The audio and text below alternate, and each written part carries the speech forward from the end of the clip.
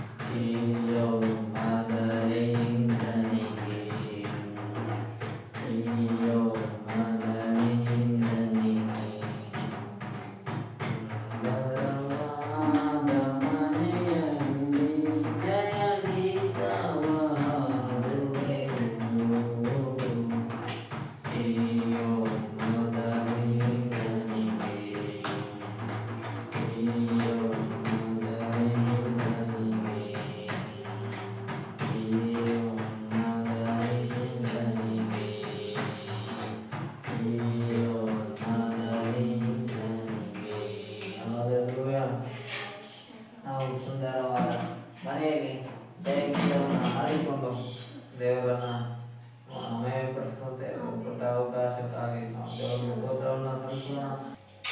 ಸಾವಿರಾರು ಚಿನ್ನ ಬೆಳ್ಳಿ ನಾಣ್ಯಕ್ಕಿಂತಲೂ ಮುತ್ತು ರತ್ನಕ್ಕಿಂತಲೂ ನನಗೆ ದೇವರ ವಾಕ್ಯವು ಅತಿ ಪ್ರಿಯವಾಗಿದೆ. ನನಗೆ ದೇವರ ವಾಕ್ಯವು ಅತಿ ರಮ್ಯವಾಗಿದೆ. ಸಾವಿರಾರು ಚಿನ್ನ ಬೆಳ್ಳಿ ನಾಣ್ಯಕ್ಕಿಂತಲೂ ಮುತ್ತು ರತ್ನಕ್ಕಿಂತಲೂ ನನಗೆ ದೇವರ ವಾಕ್ಯವು ಅತಿ ಪ್ರಿಯವಾಗಿದೆ. ನನಗೆ ದೇವರ ವಾಕ್ಯವು ಅತಿ ರಮ್ಯವಾಗಿದೆ. ಸಾವಿರಾರು ಚಿಂತೆ ದುಃಖಗಳಿದ್ದರೂ ಎಂಥ ಕಷ್ಟ ಬಂದರೂ ನನಗೆ ದೇವರ ವಾಕ್ಯವು ಚೈತನ್ಯ ನೀಡುತ್ತೆ. ನಾನು ಬಿದ್ದು ಹೋಗದಂತೆ ನನ್ನ ಹಿಂದೆ ಸಾವಿರಾರು ಚಿಂತೆ ದುಃಖಗಳಿದ್ದರೂ ಎಂಥ ಕಷ್ಟ ಬಂದರೂ ನನಗೆ ದೇವರ ವಾಕ್ಯವು ಚೈತನ್ಯ ನೀಡುತ್ತೆ. ನಾನು ಬಿದ್ದು ಹೋಗದಂತೆ ನನ್ನ ಮೊರೆ ನಿಂತಿದೆ. ಸಾವಿರಾರು ಚಿನ್ನ ಬೆಳ್ಳಿ ನಾಣ್ಯಕ್ಕಿಂತಲೂ ಮುತ್ತು ರತ್ನಕ್ಕಿಂತಲೂ ನನಗೆ ದೇವರ ವಾಕ್ಯವು ಅತಿ ಪ್ರಿಯವಾಗಿದೆ. ನನಗೆ ದೇವರ ವಾಕ್ಯವು ಅತಿ ರಮ್ಯವಾಗಿದೆ. ಸಾವಿರಾರು ಚಿನ್ನ ಬೆಳ್ಳಿ ನಾಣ್ಯಕ್ಕಿಂತಲೂ ಮುತ್ತು ರತ್ನಕ್ಕಿಂತಲೂ ನನಗೆ ದೇವರ ವಾಕ್ಯವು ಅತಿ ರಮ್ಯವಾಗಿದೆ. ನನಗೆ ದೇವರ ವಾಕ್ಯವು ಅತಿ ಪ್ರಿಯವಾಗಿದೆ. ಸಾವಿರಾರು ವೈರಿಗಳು ಮುತ್ತಿ ಬಂದರು ಮತ್ತು ತಂದರು ನನಗೆ ದೇವರ ವಾಕ್ಯವು ನೇರ ದಾರಿ ತೋರುತ್ತೆ. ನನ್ನ ವೈರಿಯ ಮುಂದೆ ಸೋಲದಂತೆ ನಡೆಸುತ್ತೆ. ಸಾವಿರಾರು ವೈರಿಗಳು ಮುತ್ತಿ ಬಂದರು ಮತ್ತು ತಂದರು ನನಗೆ ದೇವರ ವಾಕ್ಯವು ನೇರ ದಾರಿ ತೋರುತ್ತೆ. ನನ್ನ ವೈರಿಯ ಮುಂದೆ ಸೋಲದಂತೆ ನಡೆಸುತ್ತೆ. ಸಾವಿರಾರು ಚಿನ್ನ ಬೆಳ್ಳಿ ನಾಣ್ಯಕ್ಕಿಂತಲೂ ಮುತ್ತು ರತ್ನಕ್ಕಿಂತಲೂ ನನಗೆ ದೇವರ ವಾಕ್ಯವು ಅತಿ ಪ್ರಿಯವಾಗಿದೆ. ನನಗೆ ದೇವರ ವಾಕ್ಯವು ಅತಿ ರಮ್ಯವಾಗಿದೆ. ಸಾವಿರಾರು ಚಿನ್ನ ಬೆಳ್ಳಿ ನಾಣ್ಯಕ್ಕಿಂತಲೂ ಮುತ್ತು ರತ್ನಕ್ಕಿಂತಲೂ ನನಗೆ ದೇವರ ವಾಕ್ಯವು ಅತಿ ಪ್ರಿಯವಾಗಿದೆ. ನನಗೆ ದೇವರ ವಾಕ್ಯವು ಅತಿ ರಮ್ಯವಾಗಿದೆ. ಹಲ್ಲೆಲೂಯಾ. ನಮಗೆ ಸಾವಿರಾರು ಚಿನ್ನ ಬೆಳ್ಳಿ ನಾಣ್ಯಕ್ಕಿಂತಲೂ ಮುತ್ತು ರತ್ನಕ್ಕಿಂತಲೂ ದೇವರ ವಾಕ್ಯ ನಮಗೆ ಅತ್ಯಂತ ಪ್ರಿಯವಾಗಿದೆ. ಈ ಮುತ್ತು ರತ್ನ ಅಂದರೆ ಒಂದೊಂದು ಮುತ್ತುಗಳು ಕೋಟಿಗಟ್ಟಲೆ ಬೆಲೆ ಬಾಳುವಂತಹ ಮುತ್ತು ರತ್ನಗಳು ವಜ್ರಗಳು ಈ ಲೋಕದಲ್ಲಿ ಉಂಟು. ಹಾಲೆಲೂಯಾ. ಆದರೆ ಅವೆಲ್ಲವುಗಳಿಂದಲೂ ಶ್ರೇಷ್ಠವಾಗಿರುವುದು ನಮಗೆ ದೇವರ ವಾಕ್ಯ ಎಂಬುದನ್ನು ಈ ಹಾಡು ನಮಗೆ ಸ್ಪಷ್ಟವಾಗಿ ತಿಳಿಯಪಡಿಸುತ್ತದೆ. ಹಾಲೆಲೂಯಾ. ಪರಲೋಕವೇ ನಂದೇಶವು ಎಂದು ನೋಡುವೆನು, ಪ್ರಿಯ ಯೇಸುವನ್ನು ನಾನೆಂದು ನೋಡುವೆನು, ಪ್ರಿಯ ಯೇಸುವನ್ನು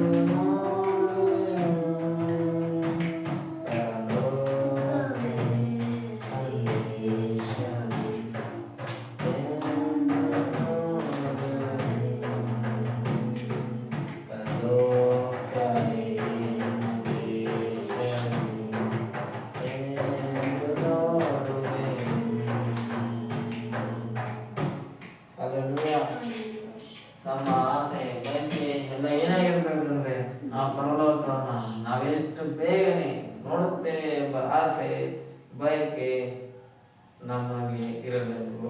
ಆಗ ನಾವು ಅಷ್ಟು ಬೇಗನೆ ನಮ್ಮ ಸೃಷ್ಟಿಕರ್ತನಾದ ದೇವರನ್ನ ನಾವು ಎದುರು ನೋಡಿಕೊಂಡು ಹೋಗುವುದಕ್ಕೆ ದೇವರು ತನ್ನ ರಹಸ್ಯ ಪೂರ್ಣವನ್ನ ನಮ್ಮೆಲ್ಲರಿಗಾಗಿ ಸಿದ್ಧಪಡಿಸಿದ್ದಾನೆ. ಆಮೇಲೆ ಹಾಲೆಲೂಯಾ. ನಾವು ಮತ್ತೊಂದು ಹಾಡೋಣ. ಶ್ರೇಯಸ್ಸು ನಮ್ಮ ಅತಿಶಯ ನಮ್ಮ ಪಾಪಿಗೆ ಪಾದ ನಾಮ ಎಂಬ ಹಾಡನ್ನಾಡಿ ನಾವು ದೇವರು ನಮ್ಮನ್ನು ಮಹಿಮೆಪಡಿಸುವವರಾಗಿರೋಣ. ಹಾಡಿನ ಸಂಖ್ಯೆ 355ನೇ ಹಾಡನ್ನ ನಾವೆಲ್ಲರೂ ಹಾಡಿಕೊಳ್ಳುವವರಾಗಿರೋಣ.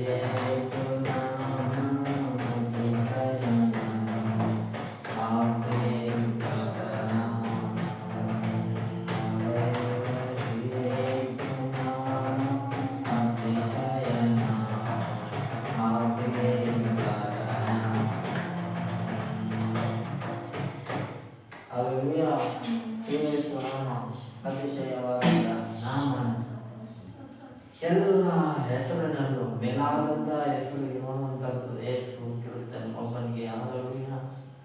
ಇಂಥ ದೇವರಿಗೆ ನಾವೆಲ್ಲರೂ ಎದ್ದು ನಿಂತು ದೇವರಲ್ಲಿ ಆರಾಧನೆ ಮಾಡಿಕೊಳ್ಳುವವರಾಗೋಣ. ಹಲ್ಲೆಲೂಯಾ. ಆತನು ನಮ್ಮ ಜೀವಿತದಲ್ಲಿ ಎದುರು ನಡೆಸಿದ ಎಲ್ಲ ಉಪಕಾರಗಳನ್ನು ನಾವು ನೆನೆಸುತ್ತಾ ಆತನಿಗೆ ನಾವು ಸ್ತೋತ್ರವನ್ನು ಸಲ್ಲಿಸುವವರಾಗಿರೋಣ. ಹಲ್ಲೆಲೂಯಾ. ಹಲ್ಲೆಲೂಯಾ. ಓ ಪರಿಶುದ್ಧರಲ್ಲಿ ಅತಿ ಮಹಾ ಪರಿಶುದ್ಧನಾದ ದೇವರೇ, ನಿನಗೆ ಸ್ತೋತ್ರ. ಉನ್ನತ ಆಕಾಶ ಮಂಡಲದಲ್ಲಿ ವಾಸ ಮಾಡುವ ನಮ್ಮ ದೇವರೇ, ನಿನಗೆ ಸ್ತೋತ್ರವಾಗಪ್ಪ. ನಿನಗೆ ವಂದನೆಯಾಗಲಿ, ನಿನಗೆ ಮಹಿಮೆ ಉಂಟಾಗಪ್ಪ. ನಿನಗೆ ಘನತೆ ಗೌರವ ಎಂದೆಂದಿಗೂ ಶಾಶ್ವತವು ನಿನಗೆ ಮಾತ್ರವೇ ಸಲ್ಲದೇವರೇ. ಅದಕ್ಕಾಗಿ ನಿನಗೆ ಸ್ತೋತ್ರವನ್ನು ಸಲ್ಲಿಸುತ್ತೇನೆ. ಓ ಬಲದಿಂದಲೂ ಅಲ್ಲ, ಪರಾಕ್ರಮದಿಂದಲೂ ಅಲ್ಲ, ಎಲ್ಲರಿಗೆ ಹೋಗುವ ಆತ್ಮದಿಂದಲೇ ಆಗುತ್ತದೆ ಎಂಬುದಾಗಿ ಹೇಳುವುದಿಲ್ಲ. ಎಲ್ಲವೂ ನನಗೆ ಪರಿಶುದ್ಧ ಆತ್ಮನ ಮುಖಾಂತರವಾಗಿ ನೀನು ಮಾರ್ಗದಲ್ಲಿ ನಿನ್ನ ಅದ್ಭುತ ಕಾರ್ಯಗಳನ್ನು, ನಿನ್ನ ಬಿಡುಗಡೆ ಕಾರ್ಯಗಳನ್ನು, ನಿನ್ನ ಜೀವನವನ್ನು, ನಿನ್ನ ಮಹತ್ ಕಾರ್ಯಗಳನ್ನು ನೀನು ನಮ್ಮ ಸಭೆಯ ಮಧ್ಯದಲ್ಲಿ ನಡೆಸುವುದೆವರಾತ್ಮನೇ. ಅದಕ್ಕಾಗಿ ಸ್ತೋತ್ರವನ್ನು ಸಲ್ಲಿಸುತ್ತೇವೆ. ಅಸಾಧ್ಯವಾದುದನ್ನೆಲ್ಲವನ್ನು ಸಾಧಿಸುವ ನಮ್ಮ ದೇವರೇ, ನಿನಗೆ ಸ್ತೋತ್ರವಾಗಲಿ. ಓ ದೇವರೇ, ಇದು ನೀನು ಮಾಡಿದ ಎಲ್ಲ ಉಪಕಾರಗಳಿಗಾಗಿ ಸ್ತೋತ್ರ. ದೇವರೇ, ದಿನ ನಾವು ಉಳಿದಿರುವುದು ಇದು ನಿನ್ನ ಮಹಾ ಕೃಪೆಯಾಗಿರುವುದಕ್ಕಾಗಿ ನಾವು ನಿನಗೆ ಸ್ತೋತ್ರವನ್ನು ಸಲ್ಲಿಸುತ್ತೇವೆ. ನಿನ್ನನ್ನೇ ನಾವು ಮಹಿಮೆಪಡಿಸುತ್ತೇವೆ, ನಿನ್ನನ್ನೇ ನಾವು ಘನಪಡಿಸುತ್ತೇವೆ. ನಿನಗೆ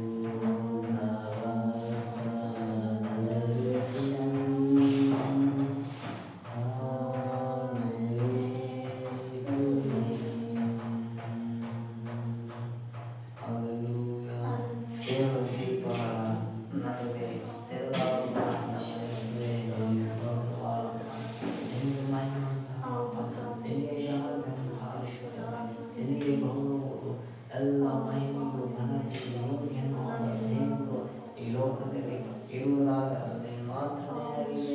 ಯೇಸುವಿಗಾಗಿ ನಾವು ನಿಮಗೆ ಸ್ತೋತ್ರವನ್ನು ಸಲ್ಲಿಸುವವರಾಗಿದ್ದೇವೆ. ನಿನಗೆ ಮಹಿಮೆ ಉಂಟಾಗಪ್ಪ, ನಿನಗೆ ಘನತೆ ಎಲ್ಲವೂ ನಿನಗೆ ಸಲ್ಲುವಪ್ಪ. ಓ ದೇವರೇ, ನಿನಗೆ ಮಹಿಮೆ, ಓ ನಿನ್ನ ಮಹಿಮೆ ಸದಾ ಕಾಲವು ನಮಗೆ ಅನುಗ್ರಹಿಸಿಕೊಟ್ಟ ಸರ್ವ ಭಗವನಾದ ದೇವರೇ, ನಿನಗೆ ಸ್ತೋತ್ರವಾಗಲಿ. ಓ ನಿನಗೆ ಮಹಿಮೆ ಉಂಟಾಗಲಿ. ಓ ದೇವರೇ, ನಿನಗೆ ನಾವು ಹಾಡುತ್ತಾ ಹೋಗಿರುತ್ತೇವೆ. ಇದನ್ನು ಮಹಿಮೆಪಡಿಸುವಂತೆ, ಇದನ್ನು ಘನಪಡಿಸುವಂತೆ ನೀವು ನಮಗೆ ಈ ದಿನವನ್ನು ಈ ಕೃಪೆಯನ್ನು ಎಲ್ಲವನ್ನು ಅನುಗ್ರಹಿಸಿ ಕೊಟ್ಟ ನಿನ್ನ ಮಹಾಕೃಪೆಗಾಗಿ ನಾವು ನಿಮಗೆ ಸ್ತೋತ್ರವನ್ನು ಸಲ್ಲಿಸುತ್ತೇವೆ. ನಿನಗೆ ವಂದನೆಯಾಗಲಿ, ನಿನಗೆ ಮಹಿಮೆ ಉಂಟಾಗಲಿ. ಓ ದೇವರೇ, 7 ದೀಪಗಳು ಮತ್ತು 7 ಸಭೆಗಳ ಸೂಚನೆಯಾಗಿದೆ. ಆ ಒಂದು 7 ಸಭೆಗಳ ಸಂಗಡ ನೀನು ಮಾತನಾಡುವ ದೇವರು ಪರಿಪೂರ್ಣವಾಗಿ ನಿನ್ನ ಮಾತುಗಳನ್ನು ಮಾತನಾಡಿದಕ್ಕಾಗಿ ನಾವು ನಿಮಗೆ ಸ್ತೋತ್ರವನ್ನು ಸಲ್ಲಿಸುವವರಾಗಿದ್ದೇವೆ. ಓ ಹಾಲೆಲೂಯಾ. ದೇವರೇ, ನಿನಗೆ ವಂದನೆಯಾಗಲಿ, ನಿನಗೆ ಮಹಿಮೆ ಉಂಟಾಗಲಿ. ಓ ದೇವರೇ, ನಿನ್ನನ್ನು ನಾವು ಘನಪಡಿಸುತ್ತೇವೆ. ಕರ್ತನಾದ ನಮ್ಮ ದೇವರೇ, ನಿನಗೆ ಸ್ತೋತ್ರ. ನಮಗೆ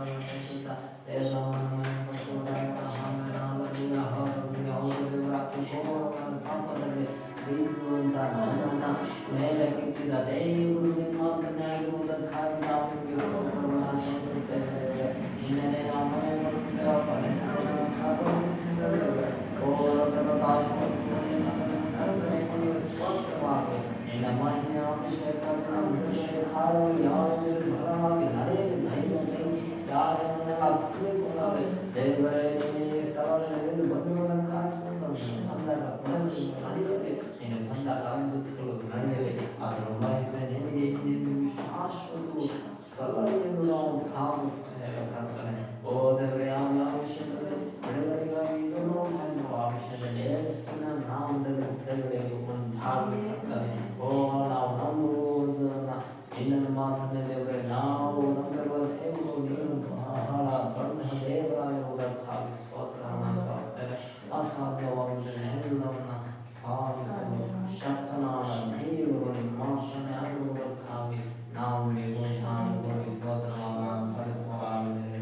ಯಾವತ್ತನೇ ಕುಟುಂಬದಿಂದ ಬಂದಿದ್ದು ನೀನು ನಡೆಸುತ್ತಾ ಇರುವುದಕ್ಕಾಗಿ ಸ್ತೋತ್ರ. ಇದುವರೆಗೂ ನಡೆಸಿದ್ದಕ್ಕಾಗಿ ಸ್ತೋತ್ರ. ಇನ್ನು ಮುಂದೆ ಪ್ರಾರ್ಥನೆ ಎಲ್ಲ ಭಾಗಗಳು ಏನು ಮುಂದಿನ ನಡೆಸುವ ಅದರ ಮಹಿಮೆ ಘನತೆ ಗೌರವದಿಂದ ಶಾಶ್ವತವು ನಿನಗೆ ಮಾತ್ರನೇ ಸಲ್ಲಿಸಿ ಎಲ್ಲ ಘನ ಮಾನ ಮಹಿಮೆ ಘನತೆಗಳು ನಿನಗೆ ಸಲ್ಲಿಸುತ್ತಾ ಯೇಸುವಿನ ಹೆಸರಿನಲ್ಲಿ ಪ್ರಾರ್ಥಿಸಿ ಬಿಡುವಂತೆ ತಂದೆ ಆನಂದಪಡಿ. ಆಮೇಲೆ ಹಲ್ಲೆಲೂಯಾ. ದೇವರಿಗೆ ಮಹಿಮೆ ಉಂಟಾಗಲಿ. ಈಗ ಒಂದು ಆರಾಡಿ ನಾವು ಕಾಣಿಕೆಯನ್ನು ತೆಗೆದುಕೊಳ್ಳುವಂತ ಸಮಯಕ್ಕೆ ನಾವೆಲ್ಲರೂ ಬಂದಿದ್ದೇವೆ.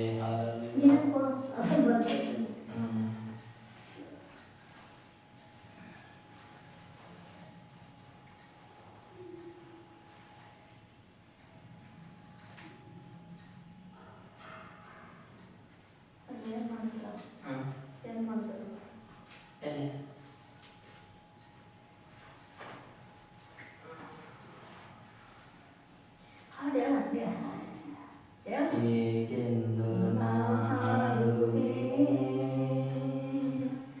ಏಕೆಂದು ನಾಸುತ್ತಿದ್ದೆ ಏಕೆಂದು ನಾಡುವೆ ಏಕೆಂದು ನಾಸುತ್ತಿದ್ದೆ ಏಕೆಂದು ನಾಡುವೆ ಏನೆಂದು ನಾಸುತ್ತಿದ್ದೆ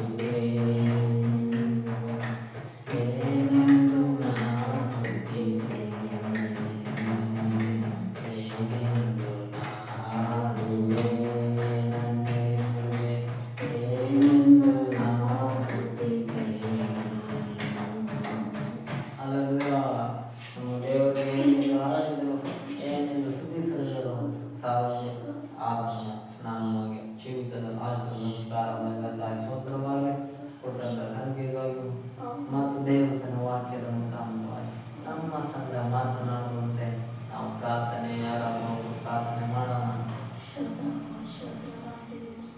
ಪರಿಶುದ್ಧಾತ್ಮ ತಂದೆಗೆ ಸ್ತೋತ್ರ ಮಾಡ್ತೇನೆ.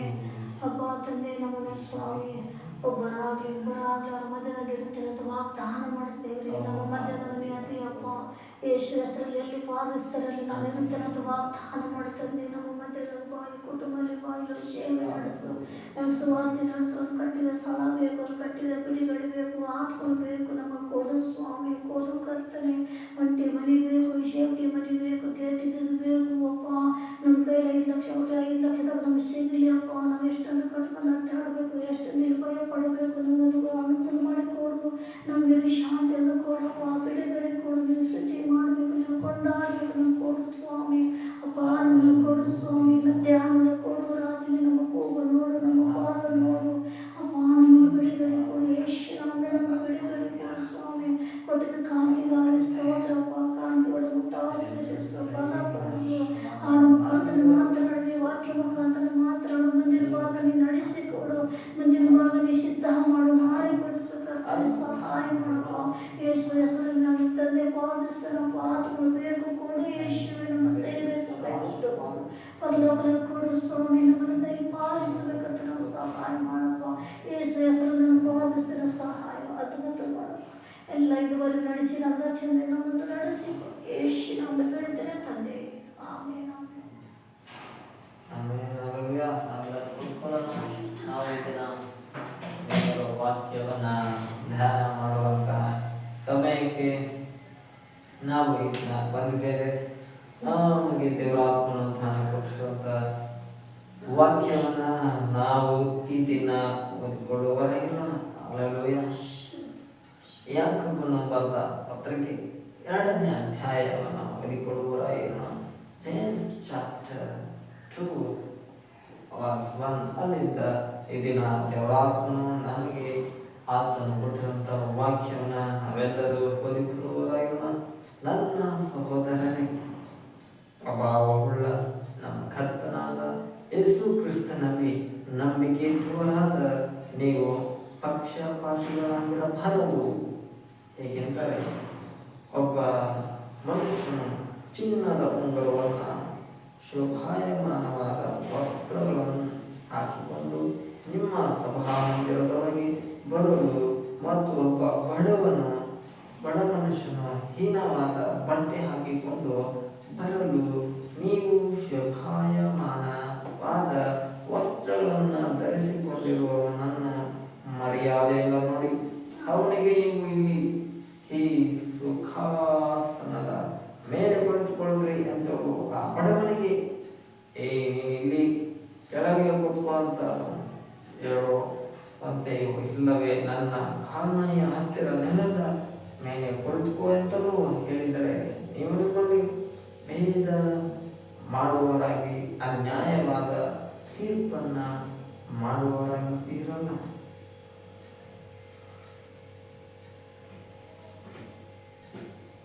ಅಂತ ದೇವರು ಈ ದಿನ ಈ ವಾಕ್ಯಗಳ ಮುಖಾಂತರ ಆತನು ನಮ್ಮ ವಿಶೇಷವಾಗಿ ಮಾತನಾಡುತ್ತಿದ್ದಾನೆ.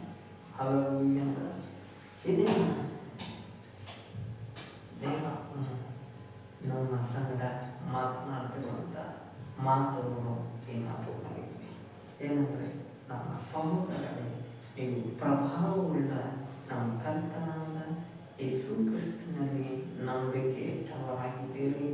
ಇದು ಒಳ್ಳೆಯ ನಂಬಿಕೆ, ಇದ್ಯಾವುದು ಕೂಡ ಕೆಟ್ಟ ನಂಬಿಕೆ ಎಂಬುದಾಗಿ ದೇವರು ಸಭೆಯ ಸಣ್ಣ ಮಾತನಾಡ್ತಾರೆ, ಒಳ್ಳೆಯದೇ. ಆದರೆ ನೀವು ಹೇಗಿರಬೇಕು ಅಂದರೆ ಪಕ್ಷಪಾತಿಗಳಾಗಿರಬಾರ್ದು, ಅಂದರೆ ಭೇದ ಭಾವಗಳನ್ನು ಮಾಡುವವರು ನೀವಾಗಿರಬಾರ್ದು. ಅಂದರೆ ಏನಂತ, ನೀವು ಸರಿಯಾದ ತೀರ್ಪನ್ನು ಮಾಡುವವರಾಗಿರಬೇಕು, ಸರಿಯಾಗಿ ಯೇಸು ಕ್ರಿಸ್ತನು ನಡೆಯುವವರಾಗಿರಬೇಕು. ಆತನು ಎಲ್ಲರನ್ನೂ ಕೂಡ ಸಮಾನವಾಗಿ ಕಂಡಂಥ ದೇವರು ಆಗಿದ್ದಾನೆ. ಆದ್ದರಿಂದ ನಾವು ಕೂಡ ಎಲ್ಲರನ್ನ ಸರಿಸಮವಾಗಿ ಕಾಣಬೇಕು ಎಂಬುದಾಗಿ ದೇವರಾತ್ಮನು ಸಭೆಗಳಿಗೆ ಹೇಳುವುದನ್ನು ಕಿವಿಯುಳ್ಳವನು ಕೇಳಲು ಎಂಬುದಾಗಿ ಎಂಬ ತಕ್ಷಣಗಳಲ್ಲಿ ಸಭೆಯಾದ ನಮ್ಮೆಲ್ಲರ ಸಂಘ ದೇವರಾತ್ಮನು ವಿಶೇಷವಾಗಿ ಮಾತನಾಡುತ್ತಿದ್ದಾನೆ. ಆಮೇಲೆ ಹಾಲೆಲೂಯಾ. ಹಾಗಾದರೆ ಸಭೆಗಳಲ್ಲಿ ಯಾವ ರೀತಿಯಾದಂಥ ಭೇದ ಭಾವಗಳು ಉಂಟಾಗುತ್ತಿದೆ ಎಂಬುದಾಗಿ ದೇವರ ವಾಕ್ಯವು ನಮಗೆ ಸ್ಪಷ್ಟವಾಗಿ ತಿಳಿಪಡಿಸುತ್ತದೆ. ಅದೇನಂತಂದರೆ, ಒಬ್ಬ ಮನುಷ್ಯನು ಚಿನ್ನ ಸರ ಹಾಕೊಂಡು ಕೋಟು ಫುಡ್ ಹಾಕೊಂಡು ಬಂದರೆ ಅವನನ್ನ ಸಭೆಯ ಸೇವಕರು ಕೆಲವರು ಹೇಳ್ತಾರೆ, ಬರಪ್ಪ ನಿಮಗೆ ಚೇರ್ ಹಾಕೊಡ್ತೀವಿ ನಾವು, ನಮ್ಮ ಸಭೆಯಲ್ಲಿ ಚೇರ್ ಮೇಲೆ ಅವನದಾಗಿ ಹೇಳ್ಕೊಡ್ತಾರೆ. ಇನ್ನು ಅದೇ ಸಭೆಗೆ ಒಬ್ಬ ಬಡ ಮನುಷ್ಯ ಯಾರಾದ್ರು ಬಂತ ಅಂದರೆ ಅವನಿಗೆ ಹೇಳ್ಕೊಡೋದು, ನೋಡಪ್ಪ ಇಲ್ಲಿ ನನ್ನ ಕಾಲಿಗೆ ಸ್ವಲ್ಪ ಮುಂದಕ್ಕೆ ಇಲ್ಲೇ ಕೂತ್ಕೊಂಡು ನಿನಗೆಲ್ಲ ಚೇರ್ ಕೊಡೋಕ್ಕಾಗಲ್ಲ ಅಂದರೆ ಹೀಗೆ ಭೇದ ಭಾವವನ್ನು ಮಾಡುವಂಥ ಸಭೆಗಳು ಲೋಕದಲ್ಲಿ ಉಂಟು. ಇದು ಯಾವ ಕಾಲದಲ್ಲಿ ದೇವರಾತ್ಮ ಮಾತನಾಡ್ತಾ ಇದ್ದಾನೆ ಅಂದರೆ 2000 ವರ್ಷಗಳಿಂದ ಕೂಡ ಈ ಥರ ಭೇದ ಭಾವಗಳಿದ್ದು.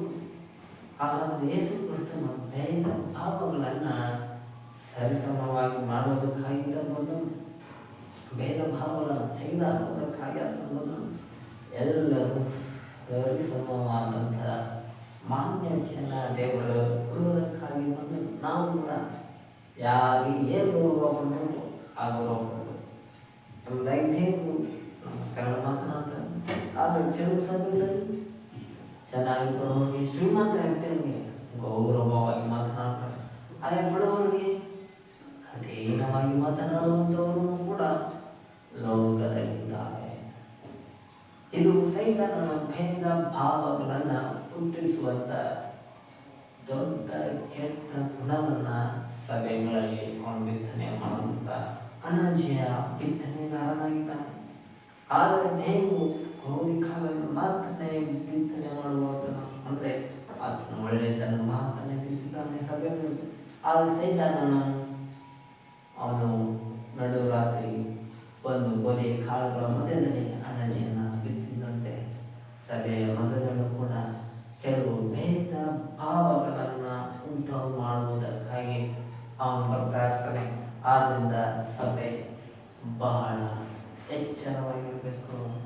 ಸಭೆ ನಿದ್ದೆ ಮಾಡೋದಾದರೆ ಇದು ಅಂಥ ಸಭೆಗಳಲ್ಲಿ ಏನು ಬರ್ತದೆ ಅಂದರೆ ಭೇದ ಭಾವಗಳು ಬರ್ತವೆ, ಹೊಡಕುಗಳು ಬರ್ತವೆ, ಕೆಳಕುಗಳು ಬರ್ತವೆ, ತೊಂದರೆಗಳು ಕೂಡ ಬರ್ತವೆ. ಆದರೆ ನೀವು ಅವುಗಳನ್ನೆಲ್ಲ ಎದುರಿಸಿ ನಿಲ್ಲಬೇಕಂದ್ರೆ ನಿಮ್ಮಲ್ಲಿ ದೇವರಾತ್ಮನು ಇರಬೇಕು. ದೇವರಾತ್ಮನು ನಿಮ್ಮನ್ನು ಸಕಲ ವೇದದಲ್ಲೂ ಆತನು ನಡೆಸುವ ಶಕ್ತನಾಗಿದ್ದಾನೆ. ಹಲ್ಲೆಲೂಯಾ. ಆದ್ದರಿಂದ ಸಭೆಗಳು ಏನು ಮಾಡಬಾರ್ದು ಅಂದರೆ ಭೇದ ಭಾವಗಳನ್ನು ಮಾಡುವಂಥ ಸಭೆಗಳು ಇರಬಾರ್ದು. ಸಭೆಗಳು ಎಲ್ಲ ಶ್ರೀಮಂತರು ಎಲ್ಲ ಬಡವರು ಒಂದೇ ರೀತಿಯಲ್ಲಿ ದೇವರ ವಾಕ್ಯ ಕೂಡ ಕೊಟ್ಟಿದೆ. ಅದು ಒಂದೇ ರೀತಿಯಲ್ಲಿ ಮಾತನಾಡಿಸ್ಬೇಕು ಅಂದರೆ ಎಲ್ಲರೂ ಕೂಡ ಒಂದೇ ಹೋಗ್ಬೇಕು. ಎಲ್ಲರೂ ಕೆಳಗಡೆ ಕುಂತ್ರೆ ಕೆಳಗಡೆ ಕುಂತ್ಬಿಡ್ಬೇಕು ಅಷ್ಟೇ. ಎಲ್ಲರೂ ಕುಂತ್ರೆ ಚೇರ್ ಮೇಲೆ ಕೂತ್ಕೊಂಡ್ಬಿಡ್ಬೇಕು. ಆ ಥರ ಇರ್ಬೇಕು. ಕೆಲವ್ರನ್ನ ಮೇಲೆ ಕೂರಿಸೋದು, ಕೆಲವ್ರನ್ನ ಕೆಳಗೆ ಕೂರಿಸೋದು ಆದಾಗ ಜನರ ಆತ್ಮಗಳು ಅವ್ರ ಮನಸ್ಸಲ್ಲಿ ಅನ್ಕೊಂತಾರೆ, ನೋಡಪ್ಪ ಅವ್ರು ಮಾತ್ರ ಗೌರವ ಕೊಡ್ತಾರೆ, ಚೇರ್ ಹಾಕೊಂಡಿರ್ತಾರೆ, ನಾವು ಮಾತ್ರ ನಾವು ಬಡಪ್ಪ ಹಂಗಾಗಿ ನಮ್ಮ ಮನೆಯಲ್ಲಿ ಮೂಳೆ ಕುಣಿಸೋರೆ ನೆಲದ ಮೇಲೆ ಅಂಬುದಾಗಿ ಅವರು ಕೂಡ ಯೋಚನೆ ಮಾಡ್ತಾರೆ. ಆಗ ಆ ಆತ್ಮಗಳು ದಿನೇ ದಿನೇ ಹಿಂಜಾರಿ ಹೋಗ್ತಾ ಇರ್ತವೆ. ಆದ್ದರಿಂದ ಪ್ರತಿಯೊಂದು ಆತ್ಮಗಳ ಬೆಳೆ ದೇವರ ಒಬ್ಬರು ಮಾತ್ರ ಸರಿಯಾಗಿ ಗೊತ್ತು. ಆತನು ಲೋಕದ ಪ್ರತಿಯೊಂದು ಆತ್ಮಗಳಿಗೋಸ್ಕರವೂ ತನ್ನ ಜೀವವನ್ನು ಕೊಟ್ಟಿದ್ದಾನೆ, ತನ್ನ ರಕ್ತವನ್ನು ಸುರಿಸಿದ್ದಾನೆ. ಆತನು ಪ್ರತಿಯೊಂದು ಆತ್ಮನಿಗೂ ಆತನು ಬಾಧೆಯನ್ನು ಅನುಭವಿಸಿದ್ದಾನೆ. ಶಿಲುಬೆಯಲ್ಲಿ ಮರಣವನ್ನು ಎಲ್ಲರಿಗಾಗಿ ಆತನು ಅನುಭವಿಸಿದ್ದಾನೆ. ಆದ್ದರಿಂದ ನಾವು ಎಲ್ಲರನ್ನ ಸರಿ ಸಮವಾಗಿ ಕಾಣುವವರಾಗಿರಬೇಕು. ಅದು ಇಂದಿನ ದೇವರಾತ್ಮನು ಸಭೆಗಳಿಗೆ ಹೇಳುವಂತಹ ವಿಷಯವಾಗಿದೆ. ಆದ್ದರಿಂದ ಈ ವಿಷಯದಲ್ಲಿ ನಾವು ಬಹಳ ಎಚ್ಚರಿಕೆಯುಳ್ಳವರಾಗಿರಬೇಕು. ನಾವು ಭೇದ ಭಾವಗಳನ್ನು ಮಾಡುವಂತಿಲ್ಲ. ಎಲ್ಲರನ್ನ ಸರಿಸಮವಾಗಿ ಕಾಣುವವರಾಗಿರಬೇಕು. ಎಲ್ಲರಿಗೂ ಒಂದೇ ಗೌರವವನ್ನು ಕೊಟ್ಟು ಸಭೆಗಳಲ್ಲಿ ನಾವು ನಡೆಯುವಂಥವರಾಗಿರಬೇಕು ಎಂದು ದೇವರಾತ್ಮನು ಈ ದಿನ ನಮ್ಮ ಸಂಘ ಆತನು ವಿಶೇಷವಾಗಿ ಮಾತನಾಡ್ತಾ ಇದ್ದಾರೆ. ನನ್ನ ಪ್ರಿಯ ಸಹೋದರರೇ, ಕೇಳಿ, ದೇವರು ಲೌಕಿಕ ವಿಷಯದಲ್ಲಿ ಬಡವನಾಗಿರುವನು ಆದುಕೊಂಡು ಅವರು ನಂಬಿಕೆಯಲ್ಲಿ ಐಶ್ವರ್ಯವಂತರಾಗಿಯೂ ತನ್ನನ್ನು ಪ್ರೀತಿಸುವವರಿಗೆ ತಾನು ವಾಗ್ದಾನ ಮಾಡಿದ ರಾಜ್ಯಕ್ಕೆ ಬಾಧ್ಯರಾಗಿಯೂ ಇರಬೇಕೆಂತಲೂ ನೇಮಿಸಲಿಲ್ಲವೋ? ನೀವಾದರೋ ಬಡವರನ್ನು ಅವಮಾನಪಡಿಸಿದ್ದೀರಿ. ನಿಮ್ಮನ್ನು ಬಾಧಿಸಿ ಜ್ಞಾನಸ್ಥಾನಕ್ಕೆ ಎಳೆದುಕೊಂಡು ಹೋಗುವವರು ಐಶ್ವರ್ಯವಂತರಲ್ಲವೋ? ನೀವು ಕರೆಸಿಕೊಳ್ಳುವ ಶ್ರೇಷ್ಠವಾದ ನಾಮವನ್ನು ದೂಷಿಸುವವರು ಅವರಲ್ಲವೋ? ಆದರೂ ಶಾಸ್ತ್ರಕ್ಕೆ ಸರಿಯಾಗಿ ನಿನ್ನ ನೆರೆಯವನನ್ನು ನಿನ್ನಂತೆಯೇ ಪ್ರೀತಿಸಬೇಕೆಂಬ ಆಜ್ಞೆಯನ್ನು ನೀವು ನೆರವೇರಿಸುತ್ತಿದ್ದಾರೆ. ನೀವು ಒಳ್ಳೆಯದನ್ನು ಮಾಡುವವರು. ಹಾಗಾದರೆ ದೇವರು ನಮ್ಗೆ ಹೇಳ್ತಾ ಇದ್ದಾನೆ, ಶ್ರೀಮಂತರು ನಮ್ಮನ್ನು ಜ್ಞಾನಸ್ಥಾನಗಳಿಗೆ ಅಂದರೆ ಕೋರ್ಟ್ ಕಚೇರಿಗಳನ್ನೆಲ್ಲ ಹೇಳ್ಕೊಂಡು ಹೋಗುವಂಥ ಕೆಲಸಗಳನ್ನೇ ಮಾಡ್ತಾರೆ. ಅದನ್ನ ಬಡವರು ನಮ್ಗೆ ಯಾಕೆ ಕೋರ್ಟ್ ಕಚೇರಿ ನಮ್ಮ ಹತ್ರ ಇರೋ ದುಡ್ಡಿಗೆ ಹಾಗೆಲ್ಲ ಅವಾಗ ಯಾಕೆ ಕಟ್ಕೊಂಡು ಸುಮ್ಮನೆ ಜೀವನ ಎಲ್ಲ ಹಾಳು ಮಾಡ್ಕೊಂಡು ಏನಕ್ಕೆ ಅಂತಂದ್ಬಿಟ್ಟು ಅವ್ರು ಸುಮ್ಮನೆ ಆಗ್ತಾರೆ. ಅದು ಜಾಸ್ತಿ ಇರೋರಿಗೆ ಕೋರ್ಟು ಕಚೇರಿ ಕೇಸ್ ಪೊಲೀಸ್ ಸ್ಟೇಷನ್ನು ಅಂತ ಆಳ್ದಾಡ್ತಾನೆ ಸಾಯೋದು ಆಳ್ದಾಡ್ತಾ ಇರ್ತಾರೆ. ಆಮೇಲಿಂದ ನಮ್ಗೆ ಯಾವ ಪ್ರಯೋಜನ ಇದೆಯಾ? ಏನು ಪ್ರಯೋಜನ? ಯಾಕೆಂದರೆ ದೇವ ಮಕ್ಕಳಿಗೆ ನಿಜವಾದ ಕೊಟ್ಟು ಅದು ಸಭೆನೇ ಆಗಿರಬೇಕು. ಹಾಲೆಲೂಯ. ಇಲ್ಲಿ ತೀರ್ಪು ದೇವರು ಕೊಡುವವನಾಗಿರ್ತಾನೆ. ದೇವರು ಕೊಡುವಂಥ ತೀರ್ಪು ಅದು ಸರಿಯಾದ ತೀರ್ಪಾಗಿರುತ್ತೆ. ಹಾಲೆಲೂಯ. ಆಮೇಲೆ ಯಾಕೆಂದರೆ ದೇವರು ನ್ಯಾಯಾಧಿಪತಿಯಾಗಿದ್ದಾನೆ.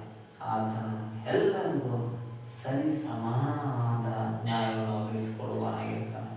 ಲೋಕದ ನ್ಯಾಯಾಧೀಶರುಗಳು ಹಂಗಲ್ಲ. ಜಾಸ್ತಿ ದುಡ್ಡು ಯಾರು ಕೊಟ್ಬಿಡ್ತಾರೋ ಅವ್ರ ಕಡೆಗೆ ನ್ಯಾಯ ತೆಗೆಸಿಬಿಡ್ತಾರೆ. ಪೊಲೀಸರಿಗೆ ಲಾಂಛ ಕೊಟ್ಬಿಟ್ರೆ ಸಾಕು, ಅವರು ಕೂಡ ಬಡವರ ಬೆಲೆನೇ ಇಲ್ಲದೇ ಇರೋ ಕೇಸ್ಗಳೆಲ್ಲ ಹಾಕ್ಬಿಟ್ಟು ಜೈಲಲ್ಲಿ ಹಾಕ್ಬಿಡ್ತಾರೆ. ಶ್ರೀಮಂತ ವ್ಯಕ್ತಿಗಳನ್ನ ಸರ್ ನಿಮಗೆ ಬೆಳೆಸಿರ್ತೈತೆ, ನೀವು ಆರಾಮಾಗಿ ಹೋಗಿ ಸರ್ ಮನೆಗೆ ಅಂತ ಹೇಳಿ ಕಳಿಸ್ಬಿಡ್ತಾರೆ. ಹೀಗೆ ಲೋಕವು ಏನು ಮಾಡ್ತಾ ಇದೆ ಅಂದರೆ ಈ ಕಾಲದಲ್ಲಿ ಭೇದ ಭಾವ ಮಾಡ್ತಾ ಇದೆ.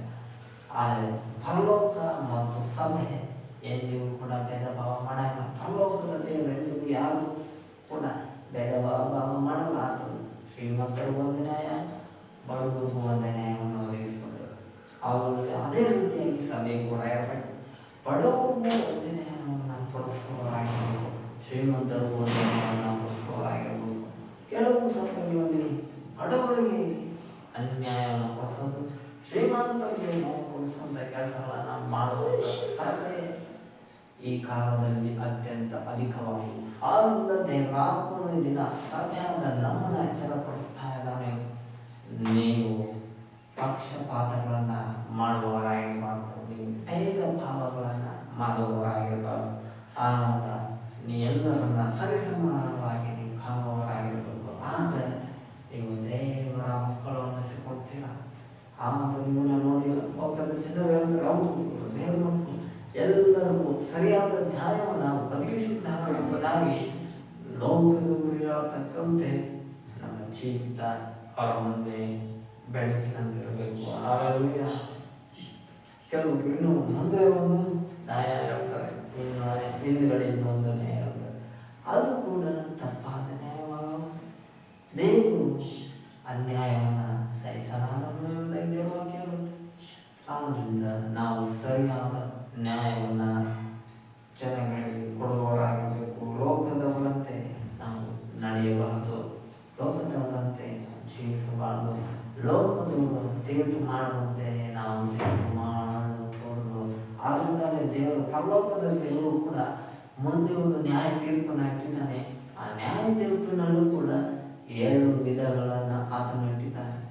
ಒಂದನೇ ವಿಧ ಏನಂತಂದರೆ, ದೇವರು ತನ್ನ ಮಕ್ಕಳಾದ ನಮಗೆ ಆತನು ದೇವರ ವಾಕ್ಯದ ಪ್ರಕಾರವಾಗಿ ನ್ಯಾಯವನ್ನು ತೀರ್ಪನ್ನು ದಯಪಾಲಿಸ್ತಾನೆ. ಇನ್ನು ದೇವರನ್ನು ನಂಬದೇ ಇರುವಂಥವರಿಗೆ ಆತನು ಯಾವ ರೀತಿಯಲ್ಲಿ ನ್ಯಾಯ ತೀರಿಸಬೇಕು ಆ ರೀತಿಯಲ್ಲಿ ಆತನ ಅವರಿಗೆ ಲೋಕದ ರೀತಿಯಲ್ಲಿ ನ್ಯಾಯವನ್ನು ತೀರಿಸುವವನಾಗಿರ್ತಾನೆ. ನಮಗೆ ದೇವರ ಮಕ್ಕಳೆಂಬ ಅಧಿಕಾರವನ್ನು ದೇವರು ಕೊಟ್ಟಿರುವುದರಿಂದ ದೇವರು ನಮ್ಮನ್ನು ತನ್ನ ವಾಕ್ಯದ ಪ್ರಕಾರವಾಗಿ ಆತನ ನ್ಯಾಯವನ್ನು ತೀರಿಸುವವನಾಗಿರ್ತಾನೆ. ಆದ್ದರಿಂದ ದೇವರು ಯಾರಿಗೆ ಯಾವ ನ್ಯಾಯವನ್ನು ಒದಗಿಸಬೇಕು ಅವರಿಗೆ ಆ ನ್ಯಾಯವನ್ನು ಒದಗಿಸುವ ದೇವರು ನನ್ನ ನಿನ್ನ ದೇವರಾಗಿದ್ದಾನೆ. ಹಲ್ಲೆಲೂಯಾ. ಆದ್ದರಿಂದ ನಾವು ಕೂಡ ಹಾಗೆ ಇರಬೇಕು. ಯಾರಿಗೆ ಯಾವ ನ್ಯಾಯ ವಿಷಯದಲ್ಲಿ ನ್ಯಾಯ ಒದಗಿಸಲ್ಪಡಬೇಕು ಆ ವಿಷಯದಲ್ಲಿ ನಾವು ನ್ಯಾಯವನ್ನು ಒದಗಿಸುವಂಥ ಗುಂಪಿನಲ್ಲಿ ಇರಬೇಕೆಂಬುದಾಗಿ ದೇವರ ಆತ್ಮನು ಈ ದಿನ ಸಭೆಯಾದ ನಮ್ಮೆಲ್ಲರ ಸಂಘದ ಆತ್ಮನು ವಿಶೇಷವಾಗಿ ಮಾತನಾಡ್ತಿದ್ದಾರೆ. ನಂತರ ಇಲ್ಲಿ ಬಡವರು ಅವಮಾನಕ್ಕೆ ಈಡು ಮಾಡುವಂಥದ್ದು ಕೂಡ ಇರುತ್ತಾರೆ. ಆದರೆ ಶ್ರೀಮಂತನ ನೋಡಿ ಅವನು ಗೌರವ ತೋರಿಸುವಂಥ ಜಾಸ್ತಿ. ಆದರೆ ದೇವ್ರ ವಾಕ್ಯ ಹೇಳ್ತಾ ಇದೆ ನಮಗೆ, ನೀವು ಬಡವರು ಕೂಡ ಒಂದೇ ರೀತಿಯಲ್ಲಿ ನ್ಯಾಯವನ್ನು ಒದಗಿಸಬೇಕು, ಶ್ರೀಮಂತರು ಕೂಡ ಒಂದೇ ರೀತಿಯಲ್ಲಿ ನ್ಯಾಯವನ್ನು ಒದಗಿಸಬೇಕು. ಶ್ರೀಮಂತರು ಕೂಡ ಒಂದೇ ರೀತಿ ಮಾತನಾಡಿಸಬೇಕು, ಬಡವರನ್ನು ಕೂಡ ಒಂದೇ ರೀತಿಯಲ್ಲಿ ಮಾತನಾಡಿಸಬೇಕು.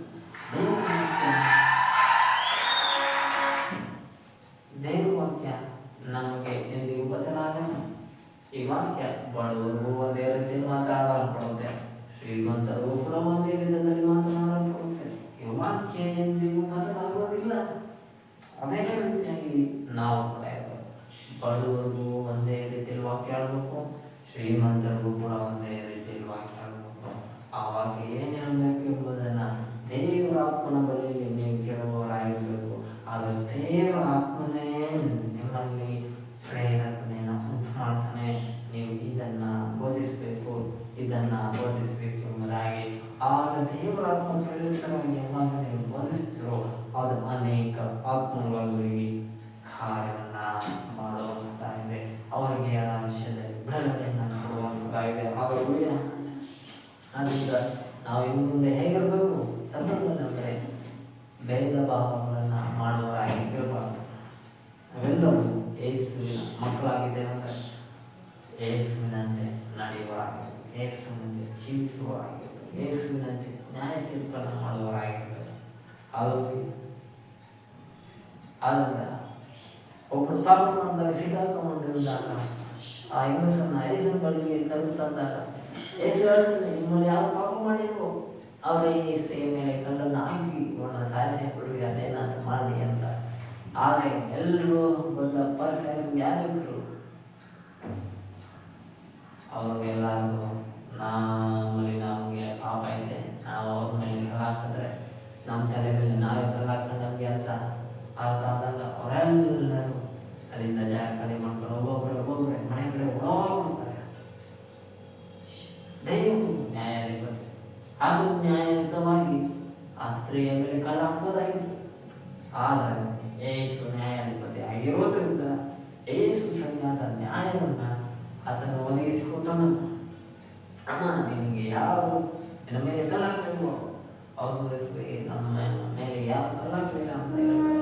ನಾನು ಕೂಡ ನಿಮ್ಮ ಮೇಲೆ ಕಲ್ಲು ಹಾಕಲ್ಲ, ನಿಮ್ಮದೇ ಪಾಪ ಮಾಡಬೇಡಿ, ಹೋಗಿ ದೇವರಾಗಿ ನಿಮ್ಮದೇ ನೀವು ಪರಿಶುದ್ಧವಾಗಿ ಜೀವಿಸಿ ಎಂಬುದಾಗಿ ಯೇಸು ಕ್ರಿಸ್ತನು ಆಕೆಯನ್ನು ಗೌರವಯುತವಾಗಿ ಮಾತನಾಡಿಸಿದರು ಮತ್ತು ಸರಿಯಾದ ನ್ಯಾಯವನ್ನು ಆಕೆಗೆ ಒದಗಿಸಿಕೊಟ್ಟನು.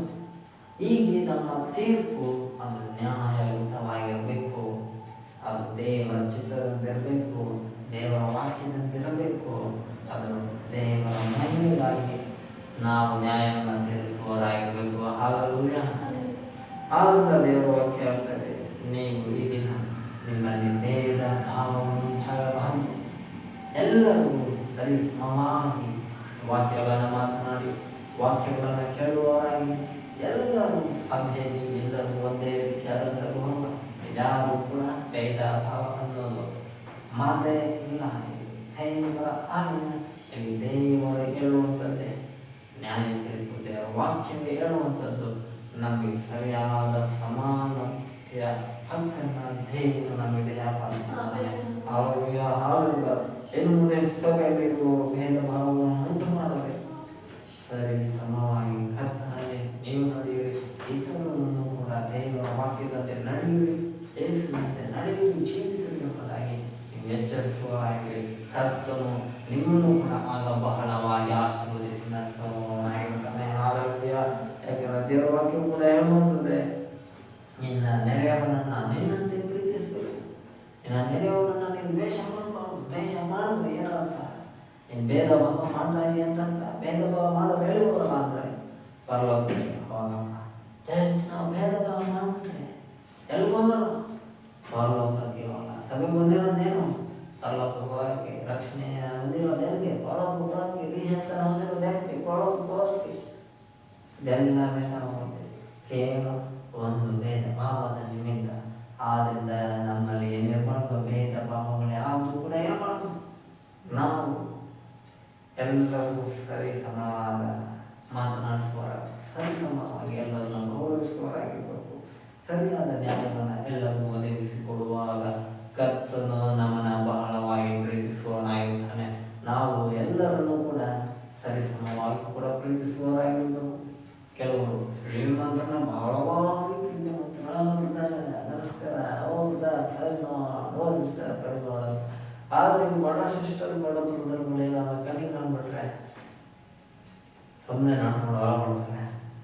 ಸುಮ್ಮನೆ ಯಾವ ಮಾತಾಡ್ಸೋದು, ಇನ್ನೂ ಮಾತಾಡ್ಸೋಕೆ ಹೋದ್ರೆ ನಮ್ಮನೆ ನಾನು ಗಿರ್ತಾರ ಅಂತ ಹೇಳಿ ಅವ್ರನ್ನ ಪ್ರೀತಿ ಮಾಡೋದಿಲ್ಲ. ಆಗೋದಿಲ್ಲ. ನೀನು ಭೇದ ಭಾವ ಮಾಡೋದು, ಭೇದ ಎಲ್ಲ ಮಾಡೋರು ಎಲ್ಲ ಹೋಗ್ಬೇಕು, ನರ್ಸಕ್ಕೆ ಹೋಗ್ಬೇಕು. ಆದ್ದರಿಂದ ನಾವು ಭೇದ ಭಾವ ಮಾಡಿದ್ರೆ ಬಡ ವೃದ್ಧರಾಗಲಿ, ವೃದ್ಧ ಶಿಷ್ಟರಾಗಲಿ, ಶ್ರೀಮಂತ ವೃದ್ಧರಾಗಲಿ, ಶ್ರೀಮಂತ ಶಿಷ್ಟರೇ ಆಗಲಿ, ಎಲ್ಲರನ್ನು ಕೂಡ ತಿಳಿದೊಳಗೆ ಸರಿಸಮವಾಗಿ ನಾವು ಅವರನ್ನು ಕೂಡ ಮಾತನಾಡಿಸುವವರಾಗಿರಬೇಕು. ಸರಿಸಮವಾಗಿ ಎಲ್ಲರನ್ನ ಯೇಸುವಿನ ವಾಕ್ಯದಂತೆ ನಾವು ಪ್ರೀತಿಸುವವರಾಗಿರಬೇಕು. ಅದು ನಮ್ಮನ್ನು ಬಹಳವಾಗಿ ಆಶೀರ್ವಾದ ಮಾಡುವಂಥದ್ದಾಗಿದೆ. ಆಮೇಲೆ ಅವರಿಗೆ ದೇವರಿಗೆ ಅದ್ಭುತವಾದ ಜೀವ ವಾಕ್ಯದ ಮುಖಾಂತರವಾಗಿ ಈ ದಿನ ನಮ್ಮ ಸಂಘ ಆತನು ವಿಶೇಷವಾಗಿ ಮಾತನಾಡಿದ್ದಕ್ಕಾಗಿ ನಾವೆಲ್ಲರೂ ಸ್ತೋತ್ರವನ್ನು ಸಲ್ಲಿಸುತ್ತಾ ನಾವೆಲ್ಲರೂ ಕಡೆಯದಾಗಿ ಪ್ರಾರ್ಥನೆಯನ್ನ ಮಾಡಿಕೊಳ್ಳೋಣ. ಒಳ್ಳೆಯ ಪರಲೋಕದ ತಂದೆ, ಸ್ತೋತ್ರವನ್ನು ಸಲ್ಲಿಸ್ತೇನೆ. ನೀನು ನಿನ್ನೆ ಇದ್ದ ಹಾಗೆ ಇವತ್ತು ಇರುವುದಕ್ಕಾಗಿ ಸ್ತೋತ್ರ. ನಿರಂತರವಾಗಿ ಪ್ರಾರ್ಥನೆಗೆ ಇರುವ ದೇವರು ನೀನು ಮಾತ್ರನಾಗಿ ಇರುವುದಕ್ಕಾಗಿ ಸ್ತೋತ್ರ. ಯಾವುದೇ ಸಭೆಗಳಲ್ಲಿ ಭೇದ ಭಾವ ಯಾವುದು ಕೂಡ ಬರಬಾರದು. ಯೇಸುವಿನ ಹೆಸರಿನಲ್ಲಿ ನಾವು ಆಜ್ಞಾಪಿಸುತ್ತೇವೆ. ಯೇಸುವಿನ ನಾಮದಲ್ಲಿ ಎಲ್ಲ ಸಮಾನತೆ ಉಂಟಾಗಲಿ. ಎಲ್ಲರನ್ನು ಸಮಾನವಾಗಿ ಪ್ರೀತಿಸಿ, ಎಲ್ಲರನ್ನ ಸಮಾನವಾಗಿ ಮಾತನಾಡಿಸಲು, ಶ್ರೀಮಂತರಿಗೆ ಒಂದು ರೀತಿಯಲ್ಲಿ, ಬಡವರಿಗೆ ಒಂದು ರೀತಿಯಲ್ಲಿ ಮಾತನಾಡಿಸುವುದು ಯಾವುದು ಕೂಡ ಸಭೆಗಳಲ್ಲಿ ಉಂಟಾಗದೆ ಇರಲಿ. ಯೇಸುವಿನ ಯೇಸುವೆ ಎಲ್ಲರನ್ನ ನಾವು ಸರಿಸಮಾನವಾಗಿ ಗೌರವಿಸುವಂತೆ, ಸರಿಸಮಾನವಾಗಿ ಮಾತನಾಡಿಸುವಂತೆ, ಸರಿಸಮಾನವಾಗಿ ಪ್ರೀತಿಸುವಂತೆ, ಸರಿಸಮವಾಗಿ ನ್ಯಾಯವನ್ನು ಒದಗಿಸಿಕೊಳ್ಳುವಂತೆ ದೇವರ ಆತ್ಮನಲ್ಲಿ ನಮ್ಮಲ್ಲಿ ಇದ್ದ ಕಾರ್ಯವನ್ನು ಮಾಡಿ ನಡೆಸುವುದಕ್ಕಾಗಿ ನೀವು ಸ್ತೋತ್ರ. ದೇವ ಪ್ರತಿಯೊಬ್ಬರಲ್ಲೂ ನೀನು ಭೇದ ಭಾವಗಳನ್ನು ಉಂಟು ಮಾಡುವ ಎಲ್ಲ ಸ್ತೋತ್ರ. ನನ್ನ ಆತ್ಮವು ಯೇಸುವಿನಾಮದಲ್ಲಿ ನಯವಾಗಿ ಧೈರ್ಯ ಬೆಂಕಿಯಂತವರನ್ನು ಧೈರ್ಯಿಸಲಿ.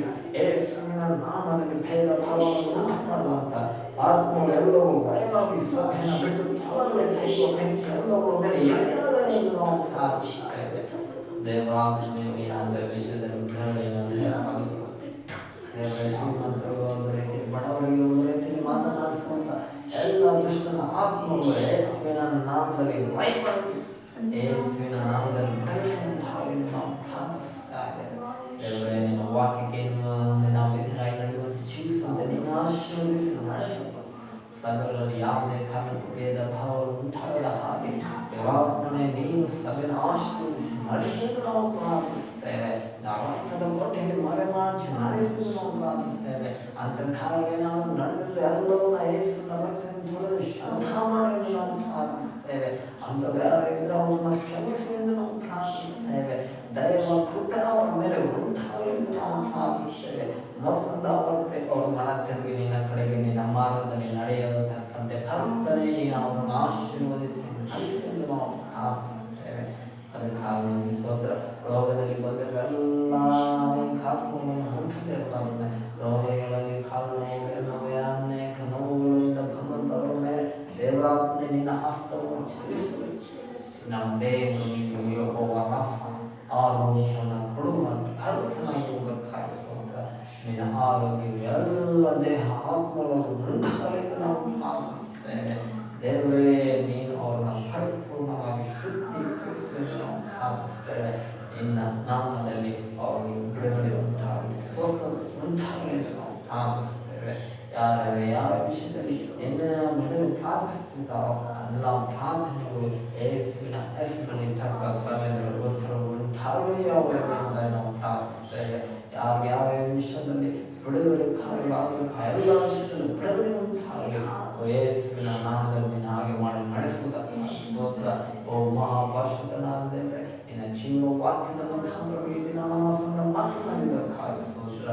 ಇನ್ನು ಮುಂದೆ ಇನ್ನೂ ಹೆಚ್ಚಾಗಿ ದೇವರಾತ್ಮ ನಿನ್ನ ಜೀವ ವಾಕ್ಯದ ಮುಖಾಂತರ ಮಾತನಾಡಲು ಇಂಥ ವಾಕ್ಯವು ನಮಗೆ ಜೀವವನ್ನು ಉಂಟು ಮಾಡುವುದಕ್ಕಾಗಿ ಸ್ತೋತ್ರ. ನಿನ್ನ ವಾಕ್ಯ ನಮ್ಮನ್ನು ಎಚ್ಚರಪಡಿಸುವುದಕ್ಕಾಗಿ ಸ್ತೋತ್ರ.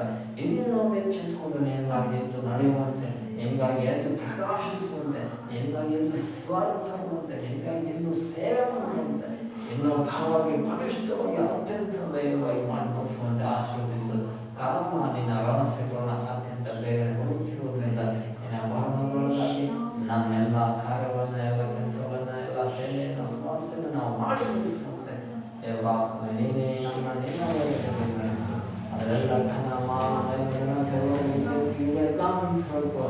ನಮ್ಮಿಂದ ನಿನಗೆ ಸಭೆಯನ್ನು ನಾವು ಪ್ರಾರ್ಥಿಸ್ತೇವೆ. ನಮ್ಮಿಂದ ಒಂದು ದೊಡ್ಡ ಸೇವೆಯನ್ನು ಇಡೀ ಲೋಕದಾದ್ಯಂತ ಸಿದ್ಧಪಡಿಸುವ ಅದರ ಮಹಿಮೆ ನಿನಗೆ ಅಂತ ಅದ್ಭುತವಾದ ವಾಕ್ಯ ಮಾತನಾಡುವುದನ್ನು ಹೆಚ್ಚಾಗಿ ಮಾತನಾಡು ಎಲ್ಲ ಘನಮಾನವೇ ನಿನಗೆ ಸಲ್ಲಿಸುತ್ತಾ ಯೇಸುವಿನ ಹೆಸರಿನಲ್ಲಿ ಪ್ರಾರ್ಥಿಸಿದ್ದೇವೆ ತಂದೆ ಆದ ದೇವರೇ, ಆಮೆನ್. ನಮ್ಮ ತಂದೆ ಆದ ದೇವರ ಪ್ರೀತಿ ಕರ್ತನಾದ ಯೇಸುವಿನ ರಹಸ್ಯಗಳನ್ನು ಸಭೆ ಆದ ನಮ್ಮೆಲ್ಲರ ಸಂಘದಲ್ಲಿ ಆಮೆನ್.